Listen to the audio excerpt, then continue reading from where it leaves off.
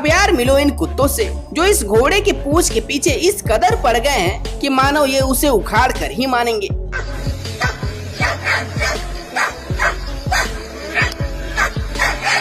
तेरा तो गेम बजाना पड़ेगा। ये मार, अरे तो खोपड़ी तो मार। 4 3 2 गियर लगा के यूं आगे को गई है।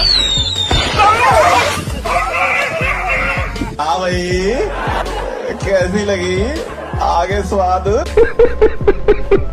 भाई साहब इस घटना के बाद ये डॉग सपने में भी किसी घोड़े के पास नहीं जाएगा।